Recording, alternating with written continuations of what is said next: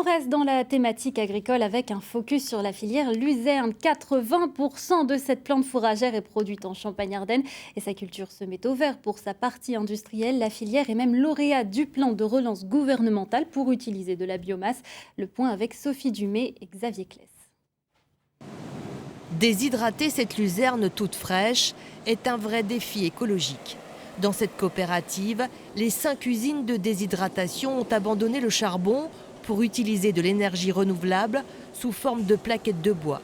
Cette transition a un coût, il a fallu investir 5 millions d'euros dans l'outil industriel.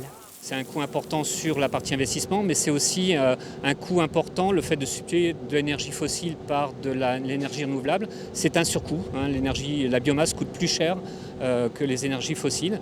Et donc le dispositif mis en place par l'ADEME d'aide au fonctionnement, c'est un dispositif sur 15 ans, va nous permettre de compenser ce surcoût lié à l'utilisation de la biomasse.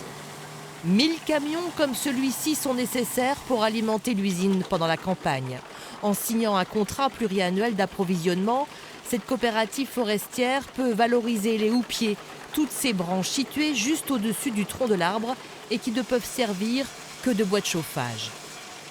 Il y a 2 intérêts à l'utilisation de ce bois énergie. C'est effectivement une rémunération complémentaire et surtout ça permet de nettoyer la parcelle des rémanents, des bois malades ou des bois de très faible valeur ajoutée et ce faisant permettre aux propriétaires d'investir sans avoir à payer ce traitement et ce nettoyage. Donc effectivement c'est un intérêt pour le propriétaire.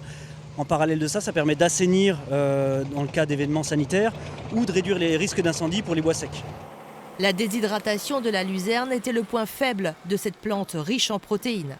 Avec la biomasse, les industriels vont pouvoir encore améliorer les performances écologiques de cette plante vertueuse. d'1 million de tonnes de CO2 en 2005. Nous avons aujourd'hui parcouru déjà du chemin, depuis 15 ans. Les usines de la filière émettent aujourd'hui 450 000 tonnes de CO2 par an. Et ce plan de relance doit nous permettre à très court terme, donc quelques années, d'économiser encore 300 000 tonnes supplémentaires, ce qui portera l'effort global à 85% de réduction. Utiliser de la biomasse sur cette usine représente un surcoût de fonctionnement de l'ordre de 300 000 euros par rapport à l'énergie fossile. Sans le plan de relance gouvernemental, la filière luzerne ne se serait peut-être pas autant engagée. Quant au surcoût, il aurait été répercuté sur la rémunération des agriculteurs.